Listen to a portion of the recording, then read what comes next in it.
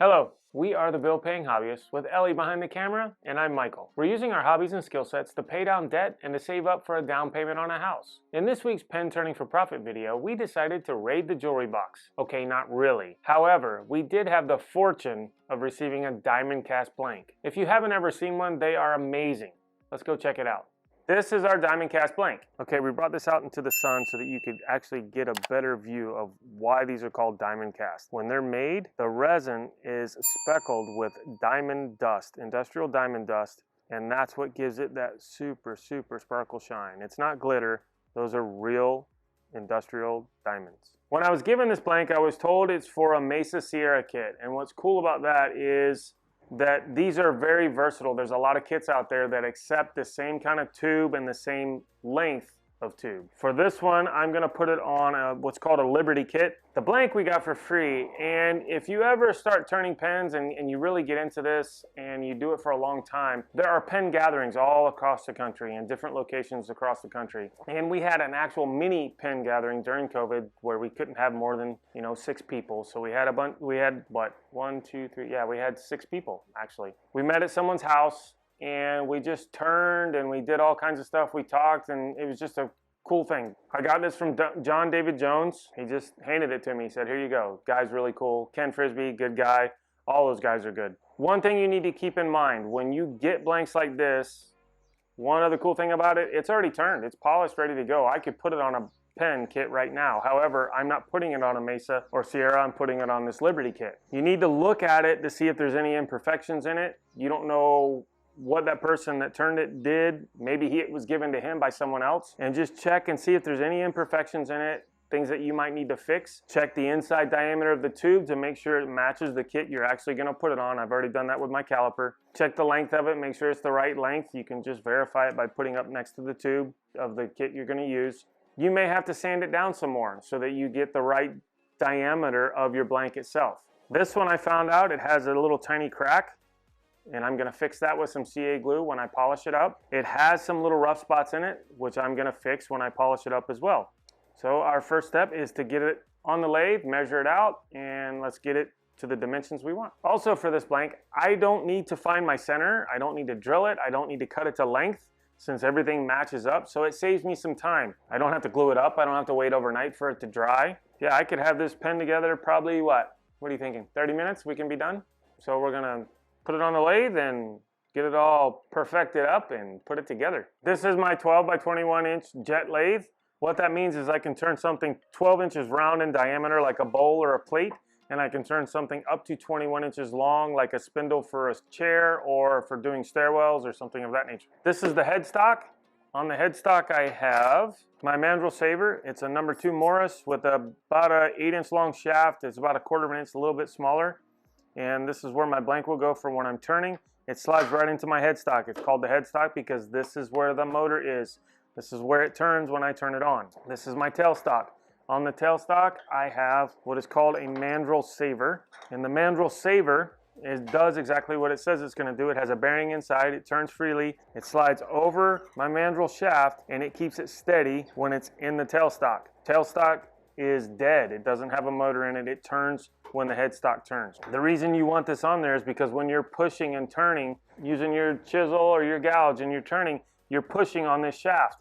And if you don't have this on there, you're gonna bend your shaft. If you bend the shaft, it's gonna start turning, wobbling, it's gonna hit somebody, it's gonna fly off. And when you're turning at 2,500 to 3,000 revolutions per minute, that's gonna hurt. So don't do that. Make sure you use the mandrel saver, make sure you use the right tools. This is my tool rest. You rest your chisel on your tool rest. I'm using my finger here, and that's gonna slide back and forth. My thumb holds my chisel back and forth just like this. I want the blade of my chisel to be in the center of this shaft. You always want it in the center of whatever it is you're cutting. Don't tilt it so that your blade goes down. Don't tilt it so that your blade goes up. Keep it level and just go back and forth. Nice, easy, slow passes. This is the control center of my lathe. This is the digital readout. It shows me how fast it's turning per minute, revolutions per minute. This is my speed control knob, my power switch, and my directional switch. For turning pens, and since I'm on this side of the lathe, I keep it in forward. It can also go in reverse, but I keep it in forward. This is the power switch. This is a safety switch. If this safety switch is out, my lathe will not work.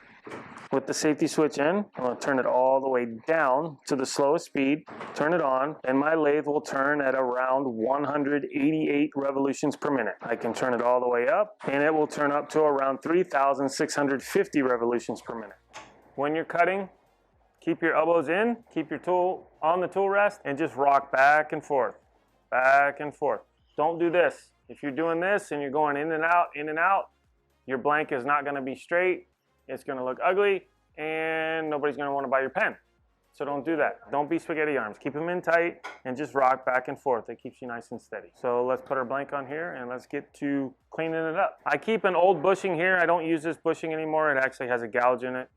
These bushings are just steel, and if you hit them with a carbide tip, they're going to cut. I put that there as a spacer. I'm going to put my sacrificial plastic bushing on there, my blank, bushing, and these actually are like 1/4-inch spacers. They come with the mandrel. You'll probably get 4 or 5 of them when you buy one. Put that on there. Let's get my tool rest out of the way. Slide this over, lock it down. Just give it a little turn and lock it down. It doesn't need to be super tight. I don't need my tool rest for this one, so I'm going to get it out of the way. I'm not going to do any cutting. The first thing I want to do is find that little crack that was in here, and I want to get some CA glue on it, and then I will sand it down flush, and that CA glue is going to help it stay together and get rid of the crack. It'll smooth it all out. First, we need to find the crack, and it's right there on this line, and the reason I know it's there is because my fingernail gets caught on it. So I'm going to put a little bit of CA glue on that and use a toothpick, kind of slide it on there, let it dry, and then I'll sand it down smooth. And put this on here, and then I'm going to let it dry. The CA will help it stay together and keep the crack from getting any bigger. Normally you don't put CA on a resin or an epoxy blank because it's just the same material basically. It's plastic. You don't need to normally do that, but I need to do that so I can secure that crack. It's just kind of like doing your nails.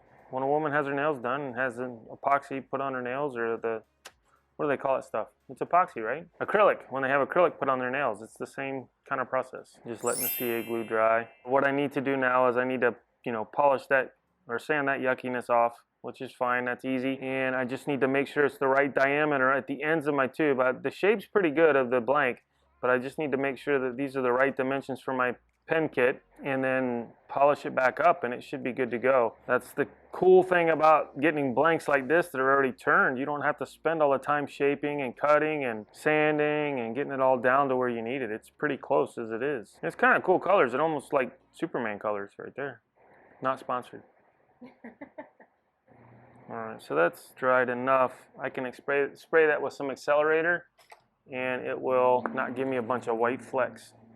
Now I'm going to be wet sanding at a certain point, so I want to protect my lathe with some cloths. Get that protected. I don't want my bed rusting up. This is the tip I'm going to be using for the pen, and this area right here is what I need to make match here.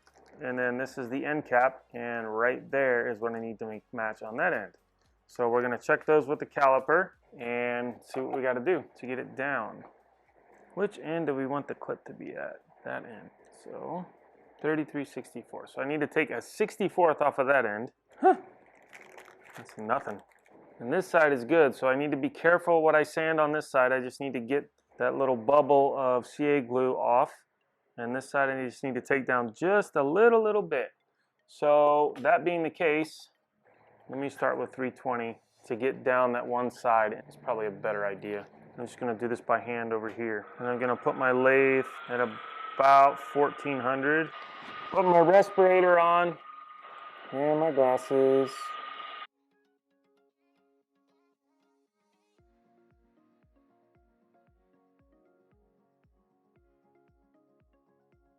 Check the dimensions. I got rid of the CA on the surface. Alright, so I still need to sand off a little bit on this side. It's still a little big. Now I need to get rid of these lines. If you don't, you're going to see them when you polish it up.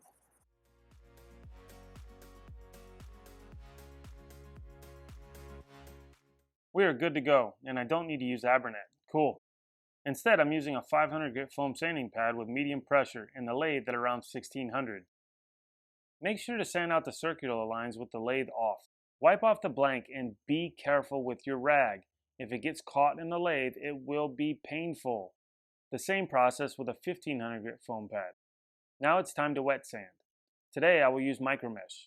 It's a 9-step process that starts at 400 grit and goes up to 12,000 grit. While you're wet sanding, when water starts to fly off your blank, you're done. Wipe it off and move on to the next higher grit. I wet sand at around 1800 RPM with light to medium pressure.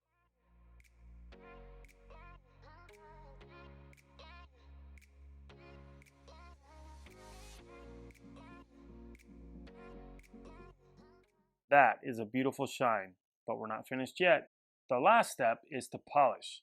This is my honey bear with glass polish. Some people use plastic polish, some use automotive polish. There's a lot out there. Choose what works best for you. A small dab on a micromesh cloth with the lathe at around 2000. Wax on, wax off.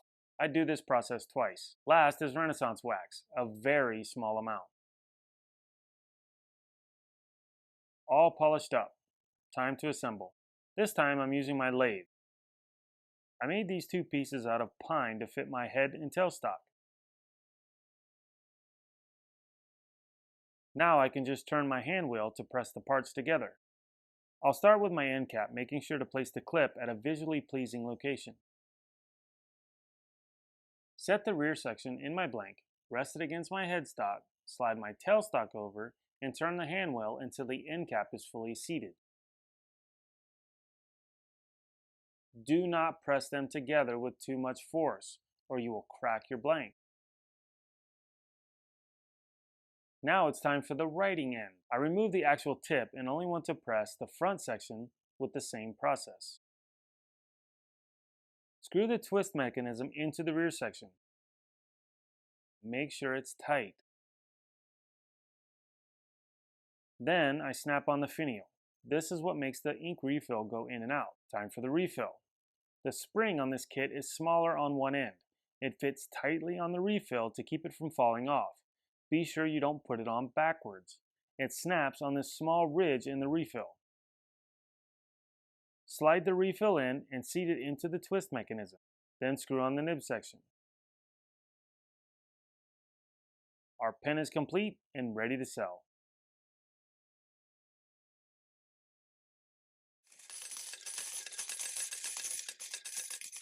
Down. Good boy. Good boy. Look at mommy. All right, it's time for numbers. For tools and supplies, we're looking at our normal $4. For time and material, I'm not going to count a lot of this stuff. I'm only going to count the pen kit and my time to do it. We're looking at about 30 bucks. I plan on selling it for $40, $45, so we're looking at about, I don't know, $10 to $12 for profit. One thing you can keep in mind, you can get these pen blanks already made and it saves you some time if you're a beginner. You don't have to buy all the big equipment to do it all. If you can't find the blanks that are already turned to dimension, you can actually buy the blanks with the tubes already in them and they're ready to go for certain kits. That saves you from having to buy things like a drill press or a bandsaw or even a sanding jig or a pen mill. You just need your lathe so that you can actually turn it, the diameter, you can turn it down to fit your kit. So if you're a beginner, that's one thing to look for. It will cost you a little bit more for the blank, but it also gets you the experience to see if you even like the hobby before you start spending a lot of money to buy all the big equipment. Thanks for watching. We hope you had a great time. We'll see you on the next one.